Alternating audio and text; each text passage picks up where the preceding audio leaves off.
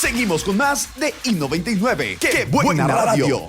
Fin de espacio publicitario.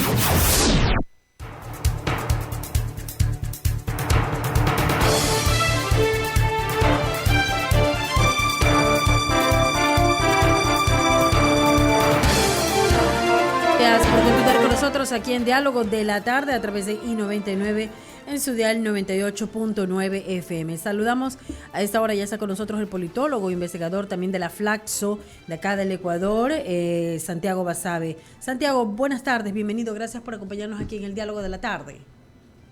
Hola, bueno. Vamos a tratar de comunicarnos nuevamente con Santiago Basabe para poder conversar con él respecto de, no, tenemos, ya lo vamos a contactar nuevamente a Santiago para poder conversar respecto de lo que concierne al juicio político del presidente de la República. Ya lo comentamos al principio del programa, hay novedades al respecto. Santiago, buenas tardes. Ok, lo tenemos al señor Santiago Basabe. Hábleme, sabe que casi no le escucho, tiene que hablarme más duro. Santiago, ¿me escucha? ¿Me escucha ahí?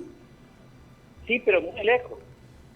A ver, voy a tratar de hablar lo más fuerte posible sin generar mayor complicación en la consola de sonido. A ver, ¿ahí me escucha bien? Más o menos, o sea, algo. Bueno, a ver, hace pocos minutos la Corte Constitucional votó sobre el informe presentado por la primera jueza ponente, Teresa Núquez. No hubo los votos necesarios. ¿Cómo debemos tomar esto? Porque hubo un resorteo. Debemos pensar que aquellos jueces que no votaron a favor del informe de la jueza ponente están con la teoría de volver admisible o declarar la admisibilidad del juicio político. ¿Así se lo debe interpretar, señor Basabe? No, creo que de ninguna manera se debe interpretar así. Fundamentalmente porque no sabemos en qué consistía el informe de la doctora Núñez. Entonces, al no saber si ese informe era a favor del proceso, de que se siga el proceso, o en contra, es difícil saber cuál es la opinión de tanto de Lilo Sada como del doctor Ortiz. Lo único que sabemos es que los dos estuvieron en contra de la posición de Núñez, porque por expresa disposición de la ley tienen que resortearse, señalar dos nuevos ponentes que no hayan estado de acuerdo con la opinión de la ponente principal, inicial, digámoslo así, que era la doctora Núñez. Eso sí sabemos, pero no sabemos cuál era la posición de ella. Podríamos pensar entonces que quizás a lo mejor puede ser que no estuvieron de acuerdo con las argumentaciones, más allá de la ponencia de ella, porque está claro que no sabemos si ella estaba a favor de la admisibilidad o no. Hay una presunción de que supuestamente ella promovía la inadmisibilidad del juicio político, pero no está confirmado eso.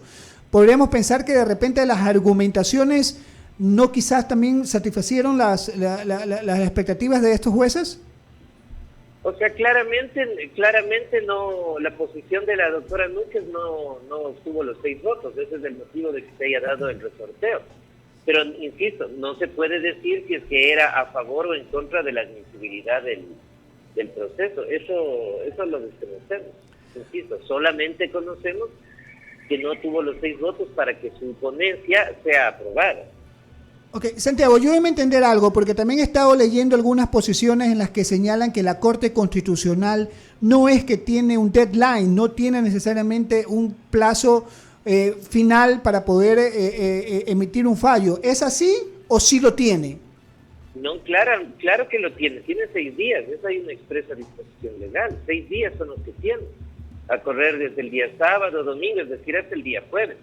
Está bien dentro de los plazos, ¿no? Todavía le resta todo lo que queda de lunes, martes, miércoles y jueves. Más bien han avanzado muy rápido, me parece, en la decisión, pero hasta el día jueves el país seguramente va a tener ya una decisión de la Corte respecto a la viabilidad o no del enjuiciamiento político al presidente.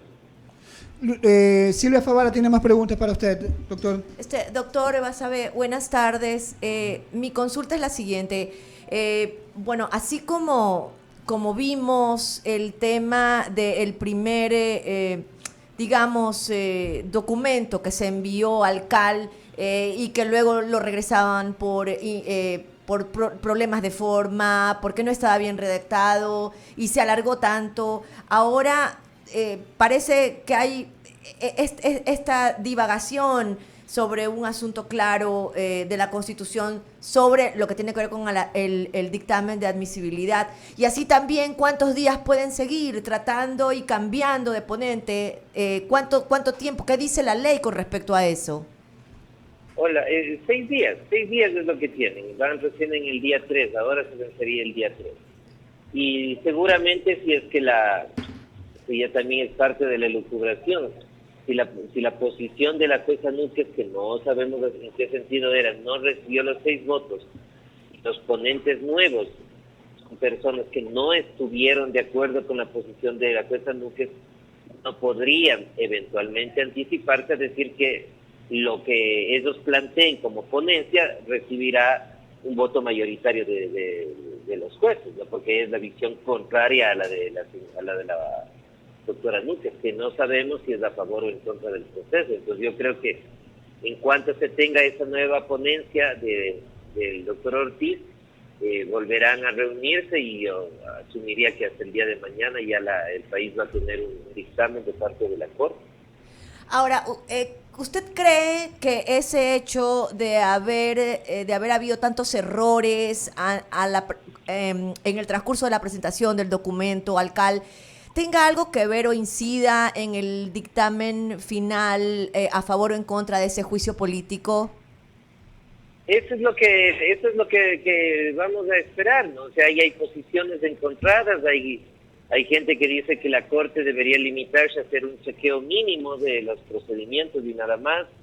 Hay otro sector de juristas que señala que la Corte debería hacer un examen un poco más a fondo, más concienzudo sobre la viabilidad del juicio político. Eso recién lo vamos a saber cuando tengamos un dictamen definitivo, ¿no? Cómo considera la Corte, cómo consideran los nuevos jueces, que es el examen que ellos deben realizar, si es simplemente un revisar de procedimientos o si tienen que entrar a cuestiones un poco más profundas. Eso, insisto, recién lo sabremos en el transcurso de esta semana. Gracias, doctor, muy gentil. Continúa Leonidas Castro con más preguntas. Doctor, quería consultarle, el expresidente Correa en el fin de semana justamente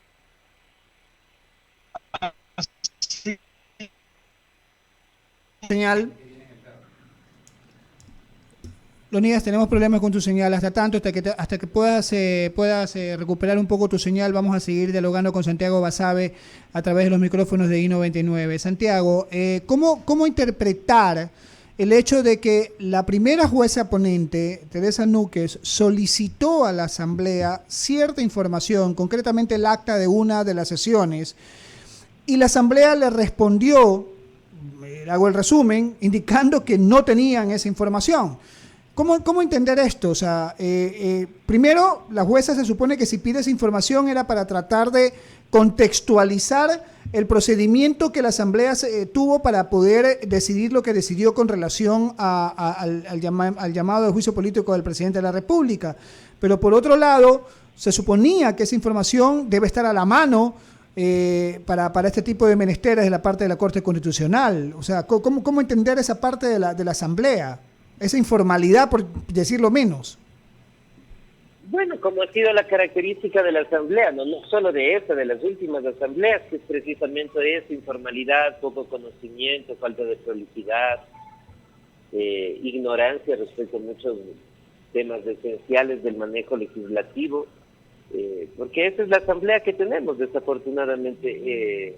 Ese hecho que tú mencionas, que puede ser muy básico, me parece que da cuenta de cuál es la Asamblea, de cuál es el nivel de profesionalismo que tenemos ahí, que realmente es mínimo, ¿no? Es lamentable para los intereses del país.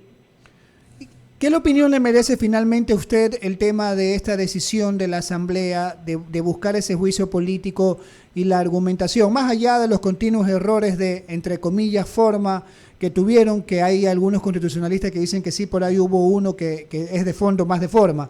¿Qué criterio le merece a usted esto? Bueno, un juicio político da cuenta de una correlación de fuerzas políticas en un momento dado.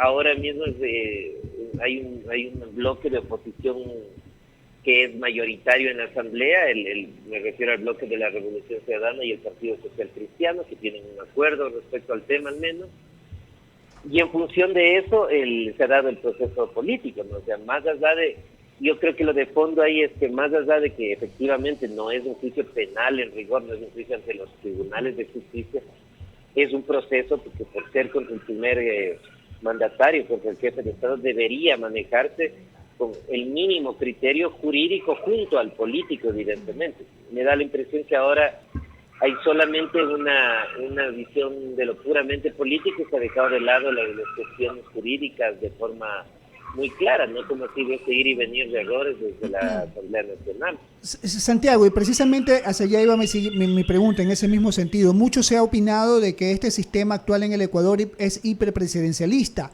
que evidentemente de alguna manera trata de poner más trabas al riesgo de defenestrar a un presidente de la República por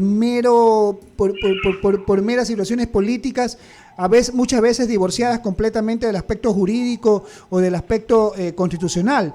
Entonces, debemos entender entonces que ese sistema hiperpresidencialista precisamente es para que la Asamblea no haga menestra de cualquier cosa que pasa dentro de la Asamblea Nacional y pueda coger así nomás enjuiciar al presidente de la República como con cualquier ministro, como hubo una declaración por ahí de algún asambleísta. En parte, eso es en parte real, que el sistema está diseñado de forma hiperpresidencial. Digo que es en parte porque no solo depende de las normas constitucionales, sino depende de la bancada legislativa del gobierno, por ejemplo, ¿no? Es decir, con la misma constitución ha gobernado Correa, Moreno y el presidente Lazo, pero la fortaleza de cada uno de los tres ha sido diametralmente distinta, siendo la misma constitución. Entonces no pasa solamente por ese tema, pasa adicionalmente por el tamaño de la bancada legislativa del presidente para tener mayor o menor apoyo, mayor o menor fluidez con el poder legislativo, y ahí evidentemente en el caso del expresidente Correa, en un momento dado llegó a tener cerca del 70% de asientos. Entonces, creo que en parte influye el tema puramente constitucional y en parte también esas cuestiones de contexto, ¿no? Como es la fortaleza del Ejecutivo en cuanto a su bancada legislativa. Ok, ahora sí está Leonidas Castro con nosotros. Doctor, gracias por seguir con esta entrevista. Leonidas. Gracias. Doctor Basabe, mi consulta iba enfocado en el tema de que el fin de semana, por ejemplo, el expresidente Rafael Correa daba muestras como que la jueza ponente del dictamen que hoy no fue justamente viabilizado en la Corte tenía ya planteado su esquema de negar el pedido de juicio político. Obviamente, al haber este informe hoy día que no fue aprobado, tácitamente se debería entender de que o están cuestionando la forma o la manera de plantear de la ponencia, o en su defecto que creen que sí es viable el juicio político. La gente podría pensar de que lo que ocurrió hoy es para buscar mañana que se canalice el juicio político al presidente de la República. Bueno, vuelvo a lo de antes, no sabemos en qué dirección iba la ponencia de la jueza Núñez.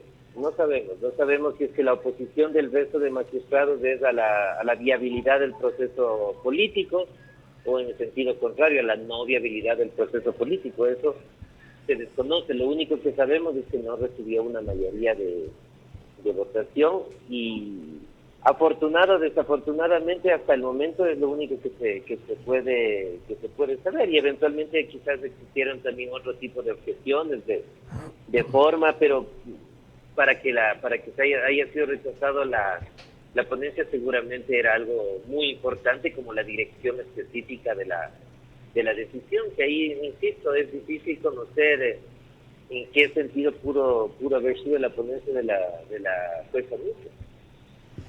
Doctor Basabe, ¿podría sentirse también que hay una presión mediática hacia los jueces? Por ahí vemos la CONAIE, los movimientos sociales, los sindicatos de trabajadores, la propia UNE, pues presionando para que se viabilice el juicio político, y la Asamblea obviamente insistiendo, por lo menos la mayoría de esos integrantes. La pregunta es, ¿podrá haber independencia jurídica al momento de analizar justamente las ponencias, ya sea a favor o en contra del juicio político, con un Ecuador polarizado y bajo la presión o la premisa que si no me das paso al juicio político, me voy a las calles a pedir que salga el presidente? Bueno, esas presiones siempre están presentes, ¿no? Evidentemente, los jueces dicen que ellos se abstienen de todo eso, pero es natural que reciben presiones en este caso o en cualquier otro. Para eso son jueces constitucionales, para tener la entereza de sobrellevar ese tipo de presiones. En qué medida eso pueda influir en su decisión es difícil conocer, pero al menos lo que me parece que es un tema valioso es que hay incertidumbre. Y esa incertidumbre que se tiene es porque en buena medida son jueces que conocen de derecho y que no son corruptos. Si la Corte fuera entregada a algún gobierno o algún sector político, sabríamos de antemano cómo va a resolver. Y me parece que lo que está sucediendo ahora precisamente da cuenta de lo contrario, de que hay una decisión, hay posiciones seguramente diferentes, pero relativamente autónomas de cada uno de los jueces, y eso creo que le hace bien al país. Doctor, pero, a ver, el tema de sabemos de la probidad justamente de los jueces, pero ¿qué pasa si ellos archivan el pedido? Es decir, no hay juicio político. La Asamblea ya no podría intentar de ninguna manera otra posibilidad de otro intento de llevar nuevamente adelante por otro causal o por cambiar en algún artículo en este sentido del juicio político. Ya no es posible aquello, doctor. No, claro que sí. En ese caso lo que hace la Corte es denegar este procedimiento, este juicio político, pero a posteriori la Asamblea puede volver a enjuiciar al presidente por las mismas causales, por otras causales. No sé, yo creo que de ninguna manera clausura definitivamente la posibilidad del juicio político en otro momento y evidentemente por otros hechos, no por los mismos que ahora mismo la Corte está conociendo, pero eso no impide de ninguna manera que a posteriori se pueda dar, a diferencia de lo que es esa famosa muerte cruzada desde el legislativo, ¿no? Que la Constitución claramente dice que se presenta una sola ocasión, pero en el juicio político no existe ese tipo de restricción. Doctor Basabe, una última inquietud de mi parte, pero el gobierno podría aplicar también la muerte cruzada del presidente de la República, es decir, también es legal ese derecho que le asiste y no como algunos plantean de que no podría plantearlo porque ya hay un juicio político planteado en su contra, que eso debería hacerlo en otras condiciones, o sí puede el presidente aplicar muerte cruzada. Claro, por supuesto que sí, la Constitución es clarísima, tiene la posibilidad de aplicarla hasta el tercer año de gobierno y tiene alguna de las causales. Y eventualmente el gobierno podría decir que hay una conmoción social y política en el país, que es real, me parece, y en función de eso decretar la muerte cruzada. No necesita ningún tipo, bajo esta causal al menos, ningún tipo de dictamen previo ni siquiera de la Corte, es un decreto ejecutivo y nada más, y en ese momento se va a la Asamblea Nacional y él se queda por un poco tiempo gobernando hasta que se convoque a un nuevo proceso electoral. Doctor, y eso significa que obviamente no va a haber tranquilidad en el Ecuador, o sea, vivimos en zozobra. Un día la Corte le dice no y la Asamblea podría insistir. Un día hay la amenaza del juicio político, el presidente puede disolver la Asamblea. Es decir, Ecuador seguirá en esta incertidumbre y realmente no encontramos una salida democrática al tema de trabajar en paz, porque esto es un tema de paz. Estamos desbordados con el tema de la inseguridad, la delincuencia. Hoy en día con los fenómenos naturales, con los aguaceros, deslaves, derrumbes, solo tragedia hay en el Ecuador y encima los políticos nos cargan con esto. La pregunta es, ¿usted cree que en algún momento la gente no se cansa y le va a importar nada lo que decían los políticos? Sí, como sucedió en el año 2006, 2007, como sucedió en el año 98. Efectivamente, la gente se cansa. El problema es que las salidas que a veces conseguimos son peores que el remedio suele ser peor que la enfermedad, como se dice en ese refrán popular, porque el problema de fondo no está en el presidente Lazo ni está en la Asamblea, sino en el sistema político que tenemos. En el Ecuador existen más de 200 organizaciones políticas, entonces si tú operas de esa forma es prácticamente imposible que el país pueda tener gobernabilidad, salvo que tengas un fenómeno lo suficientemente fuerte políticamente que permita tener una relación medianamente estable entre los poderes del Estado, que es lo que pasó con los 10 años del expresidente Correa. No digo que eso sea lo óptimo, pero solamente cuando tengamos pocas organizaciones políticas y el poder político se distribuya de una forma menos atomizada entre tantos actores como ahora, el país podrá tener algo de viabilidad.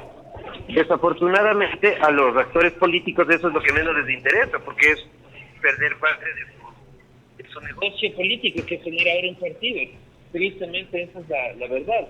Tener una organización política es el mejor negocio en el país.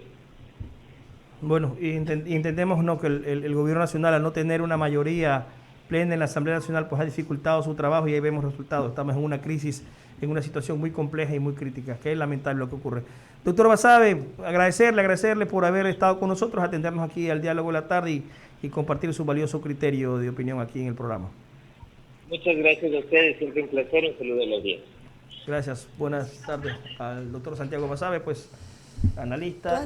Tú has dicho algo muy importante en la penúltima pregunta, y es que la verdad es que nos ha caído todas las 7 plagas encima. Las 7 plagas. Tenemos totalmente. el tema de la seguridad, las vacunas, tenemos el tema de los sicariatos, los casos de sicariato, los derrumbes, deslaves, terremoto, la corrupción, las inundaciones, los aguaceros, esta ingobernabilidad. La verdad es que dicen que cuando a veces la desgracia